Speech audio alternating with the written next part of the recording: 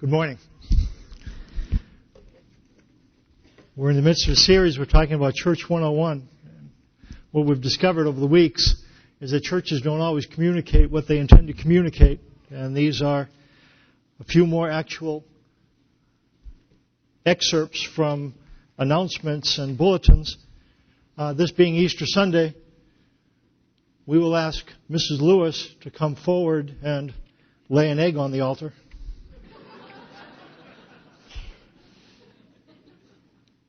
Jean will be leading a weight management series Wednesday nights. She's used the program herself and has been growing like crazy. This afternoon there will be a meeting in the south and north ends of the church.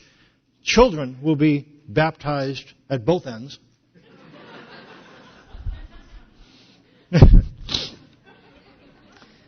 During the absence of our pastor, we enjoyed the rare privilege of hearing a good sermon. When A.B. Doe supplied our pulpit, Reverend Adams spoke briefly, much to the delight of his audience. Our youth basketball team is back in action Wednesday at 8 p.m. in the recreation hall. Come and watch us kill Christ the King. Today the pastor will preach his farewell message, after which the choir will sing "Break Forth into Joy."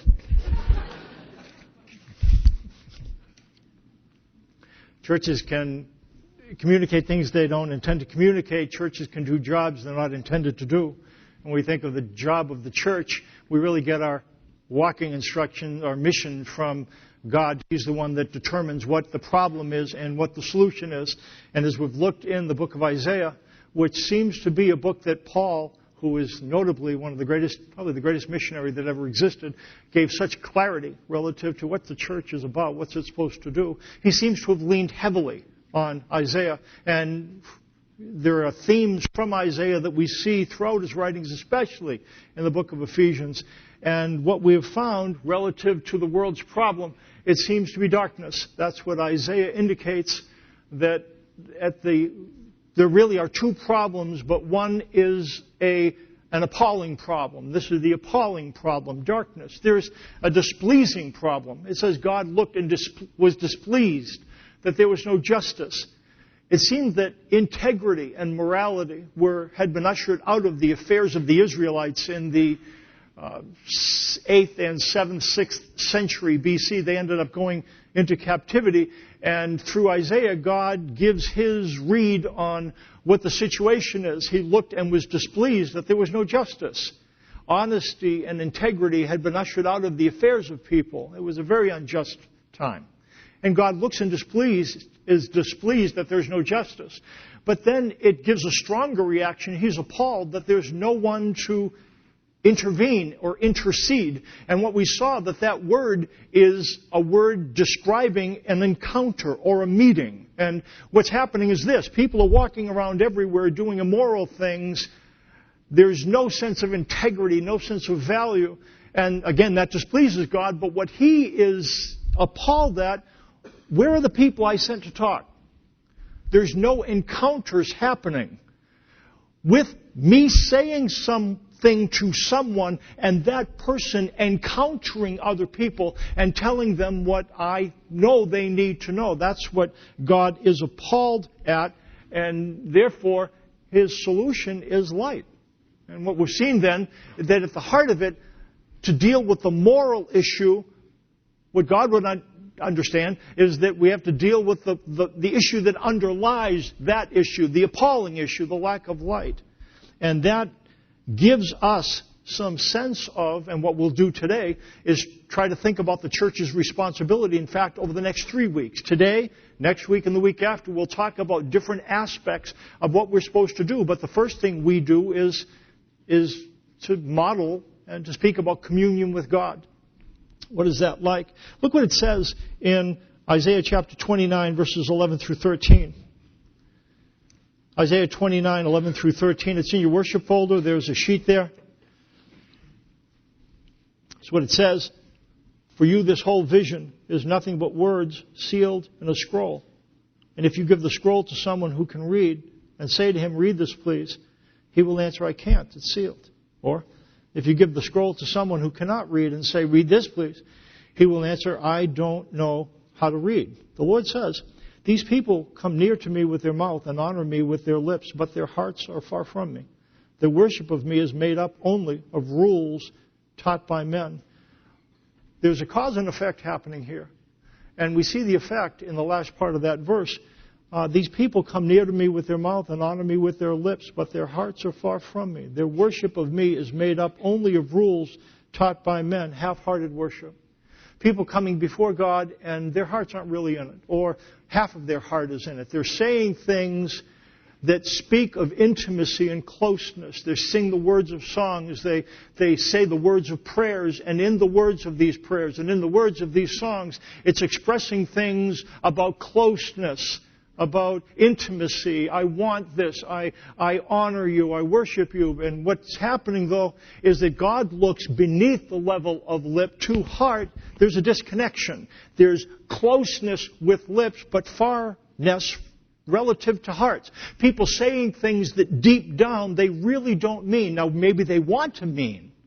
They don't perhaps mean to be insincere, but there's a disconnect between what they're saying and what they really believe. That's the effect. What's the cause?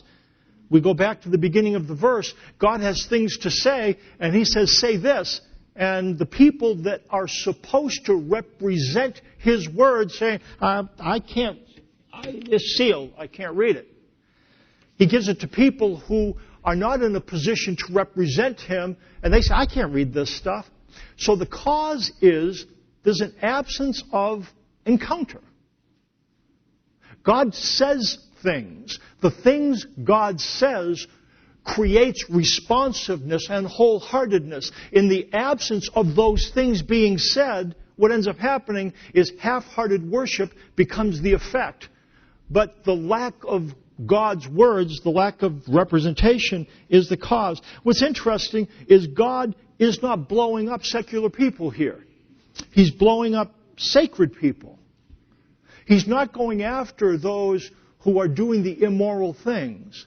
He's not going after the dishonest ones. He's not going after the unrighteous ones. He's not going after the ones that lack integrity. He's looking to a different group. He's looking to those people that are to be the sacred representatives. They're in positions of spiritual leadership, and those are the ones that He's going after. That's interesting, isn't it? Does that sound like anyone else you've heard about? Who did Jesus go after? Prostitutes? Sinners? Did Jesus go after those people? Do you find in the Bible that He has a lot of conflict with those types of people? The answer to that is no. Who does Jesus have the greatest conflict with? Sacred people. That's interesting, isn't it? It's not that there wasn't, when Jesus was around, plenty of depravity to deal with. It's that Jesus understands and understood the difference between the displeasing problem and the appalling problem. He's not going to go after the displeasing problem because the appalling problem is the problem. That's why He addresses not the people that are struggling with behavior, but the people that are failing to reflect what it is He wants to say. Because that's the appalling problem, and that's what Jesus deals with. A couple verses in John chapter 3, verse 16 to 17. We know this verse. Maybe the second part of this verse you don't know as well. For God so loved the world, you know what's coming here. He gave His one and only Son, that whoever believes in Him shall not perish but have eternal life. And here's the part that perhaps is not so familiar. For God did not send His Son into the world to condemn the world, but to save the world through Him. And it tells us why God sent Jesus. He didn't send His Son to condemn the world. He didn't send His Son to point out the people that were doing the things that were wrong and say, I want you to make sure to point a big, long, bony finger at that person for what they're doing. That's not why He came. But look what it says, and I think if you'll find, there seems to be a contradiction here. John 9. These are Jesus' words. For judgment I have come into this world. Wait a minute. And again, the word for judgment and the word for condemn, same word group. So what he says in John 3, God did not send his Son into the world to condemn the world. But then what we have, Jesus saying, for judgment I have come into this world, which is, come on, let's go on, let's see what he's saying. I've come into this world so that the blind will see, and those who see will become blind. Some Pharisees who were with him heard him say this and asked, what, are we blind too? Jesus said, if you were blind, you would not be guilty of sin. But now that you claim to see, your guilt remains. What it seems to be saying, that God didn't send his Son to judge the world in general. There are people that he came to judge, and who would they be? The sacred world in particular. That's who he came to judge. What he says to these Pharisees, and again, we put black hats on these people, and that misses the point. They were devout and zealous. They organized their life around devotion to God. And so what they lacked, it wasn't a lack of trying. And what he ends up doing then, he ends up judging them. He ends up telling them this. If you didn't claim to see, there wouldn't be a problem. You claim to see, and that's the problem. That's why. And what he's saying is this. He's saying, Pharisees, if you came out and said, and the Pharisee said, you know what, tell you the truth, I don't understand all this stuff. I don't understand God that well. I know this, and if they had said that, there wouldn't be a problem. But it's not what they said. They said, I know God. And then they said things about God that misrepresented him. See, that's the problem, isn't it? It's the problem in Isaiah. It's the problem in Jesus' time. Is it the problem today? Those who speak on behalf of God misrepresenting him. And if we trace the roots of depravity, it's in the darkness. We cannot obey a God we don't know. We can't know that God if those who speak on his behalf misrepresent him. That's why God points out the problem he points out, and Jesus deals with the problem he dealt with. So, what he said in Isaiah, and which came true, God said, I'm going to send my Redeemer and his children. And the children of the Redeemer is the church. And apparently that's what we're supposed to do. The world's problem is darkness. God's solution is light, which leads to what is our responsibility? We're supposed to reflect light and refute darkness. What we're supposed to do is to tell the world true things about God. And when it comes in contrast with what people in positions of religious leadership most often say, to issue a correction. I understand what you're saying, but that doesn't seem to be the truth. I guess that's what the church is supposed to do, to deal with the darkness in order to deal with the root of the depravity. You understand what I'm saying? So that means, and again, to be perfectly clear, I'm not sure it's the church's job to point at people who are doing things wrong and to say, stop. Now, do people need to stop doing some things? Yeah, God was displeased that there was behavior that's not appropriate. But again, I don't want to beat a dead horse here, but I don't think we hear this often enough, and it really is a change in direction. We're supposed to reflect about God the things that are true. And trust that once that is seen, the darkness issue, the depravity issue will take care of itself. We're to model contact with God. How do we do that? That's what we're supposed to model. By communion. We're supposed to have something real with God and reflect that to other people. So they're to look at us, and because we walk with God, we reflect what a relationship with God is like. So here's my question. What are we supposed to reflect? Some believe, and I heard this when I was overseas. What we need to do is to have perfect families. So people will see our families and want to come to Jesus. Is that what we're supposed to do? Now, have a good family. But is that what we're called to do? To model perfect family life. To have perfect marriages, raise perfect kids, So individuals look at our perfect marriages and our perfect kids and say, I want Jesus because I want to have the life that that person has. Is that what we're supposed to do? Some people claim that we need to tell people that Jesus meets all our needs. All of them. Money, no problem. Have faith and Jesus will give you a bunch of money. That's what we're supposed to do. Reflect a God who will give you everything you want as long as you do the do's and don't do the don'ts. How do we reflect Him?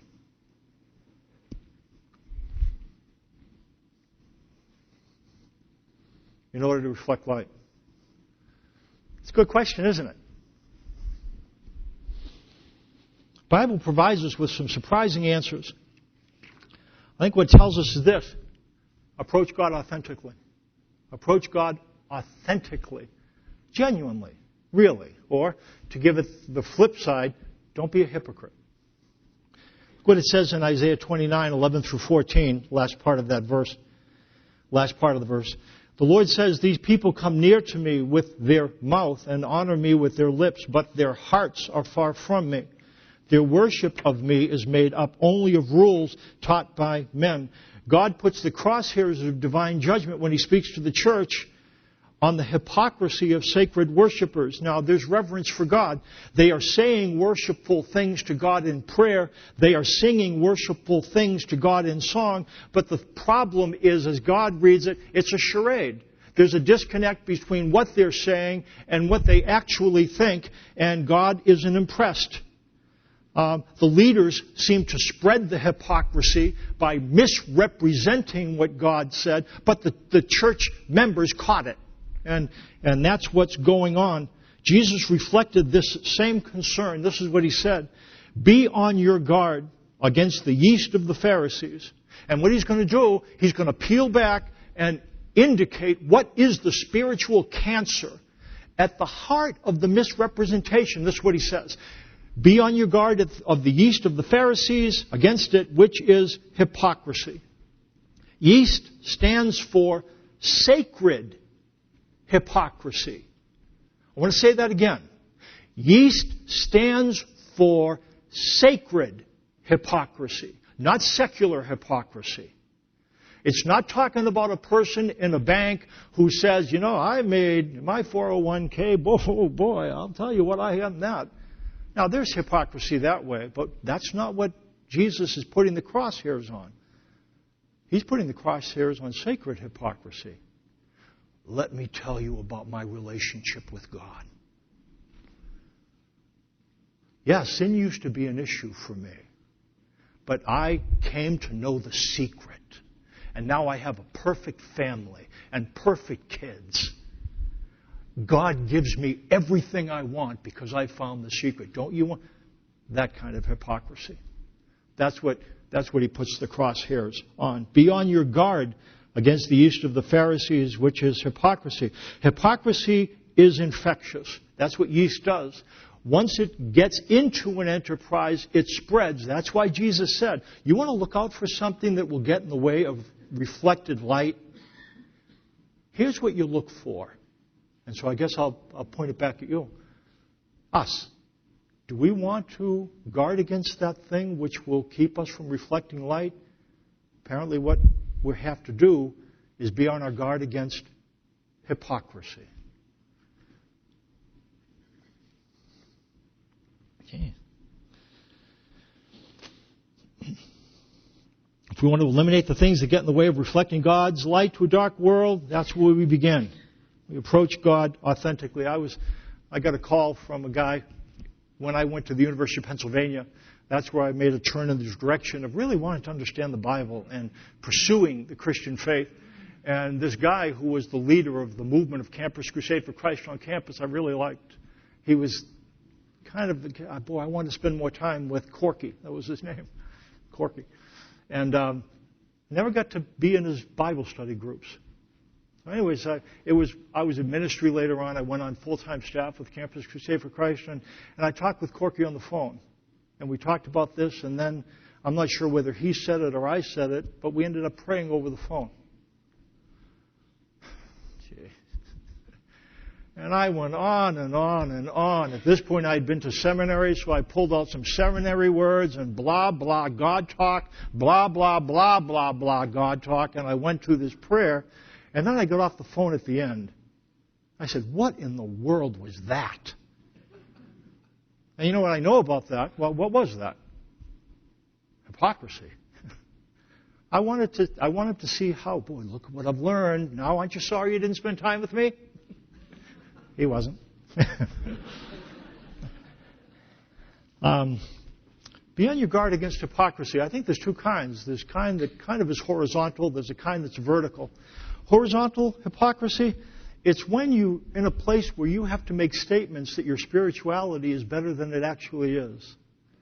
It's when you're in a situation, now it's not that you're purposefully trying to be deceptive, but you think this is what I have to do. Some Get Spiritual Quick seminars will lead you to do that.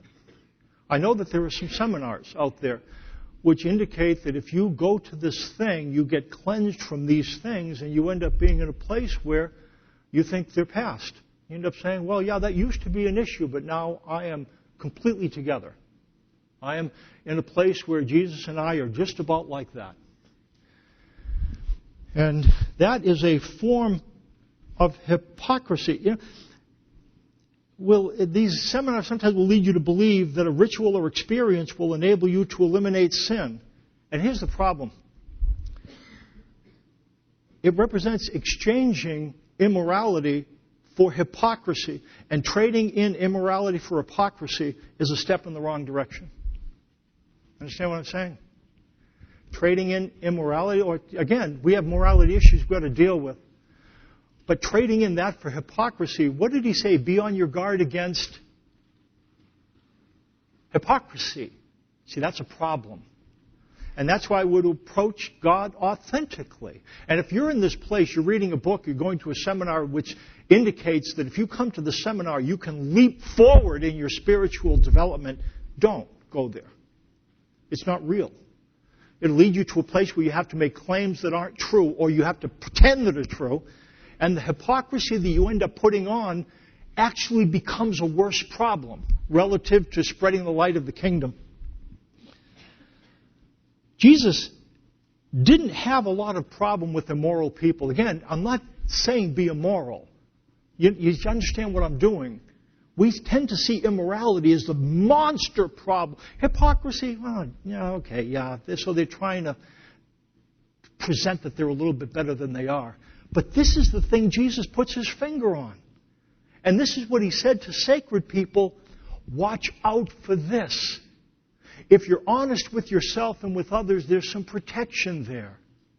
When you come into the camp of hypocrisy, what ends up happening, it ends up spreading. Both in you and from you. And that's why Jesus said, if you want to look at something that obscures light, hypocrisy, put your crosshairs on that. Come to God authentically. Now, some of us, we have a hard time doing that. And it makes us, maybe, when I'm saying this, you say, gee, Mike, I have to be really honest. I'm not sure I can be real honest. That makes me feel a little bit tense. I'm not sure if I can do this. You know what I'd say? I don't know that there's any of us who are really good at being authentic. And it might make us feel, geez, but you know what? That's an okay tension to have. Let's live with that, because really it's what he said for all of us. You want to reflect light? Stop being a hypocrite. In terms of horizontal or in terms of vertical, he talks about vertical hypocrisy, and that's what he jumps on in Isaiah. He says, these people come near to me with their mouth and honor me with their lips, but their hearts are far from me. Another kind of hypocrisy is saying things that aren't true in worship. Again, I'm going to be very careful here. And I'm going to give a disclaimer in a way. I know Jesse and Sheila and Joel. I've worked with them for a number of years. Here's what I know about them. Their faith in God is not just lip deep, but life deep. I see it. I know them well enough to know that they build it into their life. So I'm going to make some things about worship, and I'm not necessarily including them in that thing. But okay, so having said that, Hundreds of thousands of people worshiping God might be a mood-altering experience for them, but not for God. I tend to believe a couple of things that happen. If there's a bunch of people, hundreds or thousands or tens of thousands, like at a Lifeline, and sometimes you get the impression that tens of thousands of people, now again, Lifeline's fine, but tens of thousands of people worshiping God, we think automatically that God really likes that. I don't know that that's true. I can't judge everyone, but what I know is that there's the sense that if you're saying good things to God, it's always a great thing for God. No, it isn't, because He notices the difference between what you're saying and what you really believe.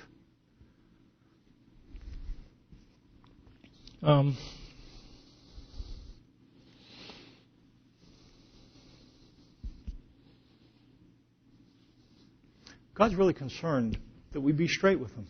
And again, so the reason why I want to be careful, you're saying, Mike, am I supposed to scream what I say? Am I not supposed to sing the words of songs? No, sing the words of songs, because there's something that happens as we sing the words. But what I am injecting is a little bit of tension there. Don't lose yourself in the worship, perhaps, because God wants your authenticity more than He wants you verbalizing all these things that you really can't say. And again, I'm kind of standing in the middle, and I'm kind of putting a fly in the ointment here. So what should I do, Mike? Live with the tension. Live with the tension.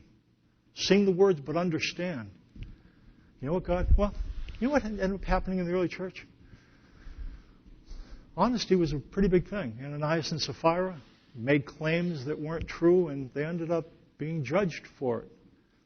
I guess what I want to do is make the point. Sometimes we can say these things to each other or say things to God that really aren't true and think that God's fine with it. But you know what God really wants? This is the thing I want to say. He really wants you. He doesn't want some sanctified version of you. He doesn't want this version of you that doesn't deal with the problems you deal with. He wants you.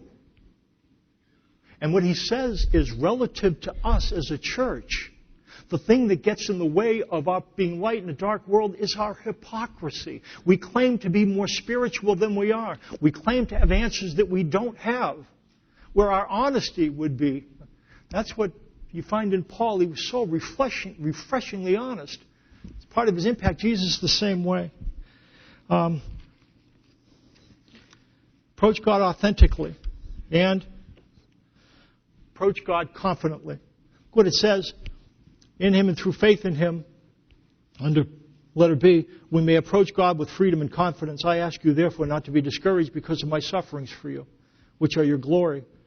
For this reason I kneel before the Father, from whom His whole family in heaven and on earth derives its name. I pray that out of His glorious riches He may strengthen you with power through His Spirit in your inner being, so that Christ may dwell in your hearts through faith. And I pray that you, being rooted and established in love, may have power, together with all the saints, to grasp how wide and long and high and deep is the love of Christ, to know this love that surpasses knowledge, that you may be filled to the measure of all the fullness of God. What it says in the beginning, in Him and through faith in Him, we may approach God with freedom and confidence. An evidence of being connected with God is to be able to approach God with freedom and confidence. That's what it says. In Him and through faith in Him, we may approach God with freedom and confidence. Let me tell you what those words mean. Freedom is being persuaded that you can come. Again, not a sanctified version of you, actually you. When you can come before God with freedom, knowing I belong here. And confidence is a word that we have looked at before. It's the word parousia. When you come to God, knowing that you can be there and speaking freely with Him, that is evidence of a connection to God. Would you agree with me that if I'm trying to send a signal and I'm, hey, let's go see this guy, and if I start to really doctor up the impression and be something that I'm not, and I start to talk like this, I go and I do, you say, what's going on with that relationship that this guy has to pretend? You know, and sometimes we do this, and I've done this before. I did with Corky. Father, I ask you in your almighty name. Oh, God, you know, and you go on, say, holy smokes, I mean, who are you going to see? I'm sending a signal. Do you understand the fact that I can't go in there as I am?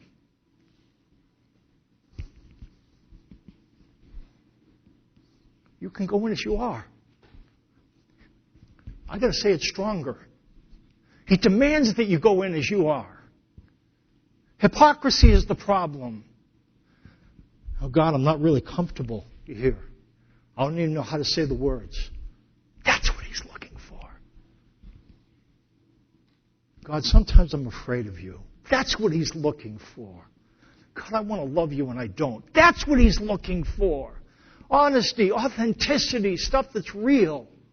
If you model something like that, somebody on the side is going, I can do that.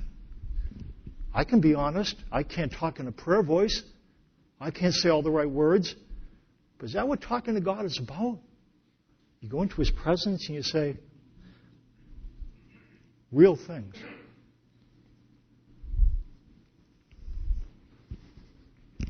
Real things. I learned the prayers when I was young, and it's hard to learn to pray honestly. I'm going to encourage you to do that. When you speak to God, speak to Him. We've talked about be still and speak freely. I think that works, folks. Start by being still. When you're in His presence, be quiet. Do that first.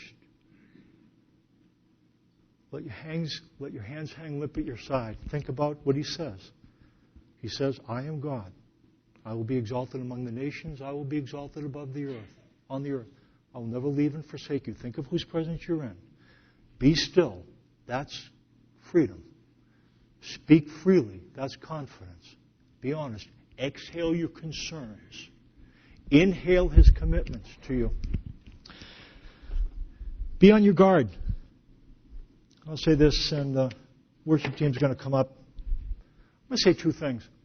Be on your guard. Come on up, worship team. Yeah. Watch out. Again, cue in. Watch out for sacred input. Watch out for people claiming things with God that don't seem real, because the chance is they're not. Screen what you hear, especially when it's sacred. Screen it here. Because the thing that Jesus said, be on your guard against sacred hypocrisy. You're not going to read it in a Wall Street Journal. You'll read it in a Crossroads book. You'll hear it on TBN or on Christian radio. That's the stuff you have to watch out for. Is it all bad? No. But what do you have to screen? Do you understand what I'm saying? Sacred hypocrisy is really what gets down in, and that creates all kinds of issues. Be on your guard. And if you were to be authentic, what kind of people can you be authentic with? People that you know are committed to you. That's why I'm going to tell you, understand God's commitments and grow in your belief of them. Because what will happen? As you come to understand that God is safe, it will lead you to be able to be authentic with Him. Some of us are afraid of God. I get that. I spent a lot of my time in life afraid of God. And I'm moving out of that. And now it's warm with Him. I never thought it could be. Way back in the early days. But it is. And the more I understand about Him, the more authentic I can be. I feel like I can let down with Him. I can just talk with Him or write to Him.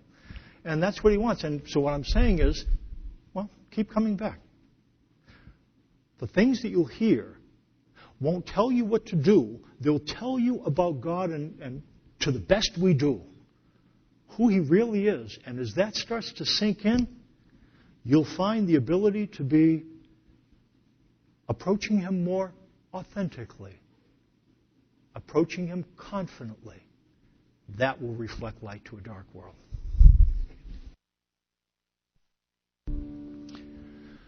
Father, I guess I ask that you would work in us that which is pleasing in your sight. And apparently that is authenticity. And confidence. You really would have us come before you knowing that we belong and that we can speak freely. And we're not there yet.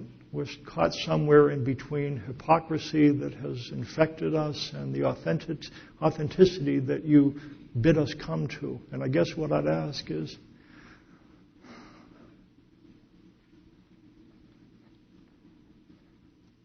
that you tell us things that help us to get there. We need your help. We need to know that you're safe. We need to know that you're committed to us. And would you increase that as we continue to look at your commitments so that we could be authentic and we could be confident before you, that coming before you would begin to feel warmer than it has felt in the past for us. Because apparently that's the light the world needs to see. They need to see a God who can be approached. And as they hear how you feel about them, the light will banish their darkness and their depravity as well. I guess that's the way it works. It's not what we hear a lot, but it seems to be what you said. So would you continue to help us to understand what the problem is and what the solution is and what our part is? And apparently it's to approach you confidently and authentically. Help us to do that in Jesus' name. Amen. Next week we'll talk about community.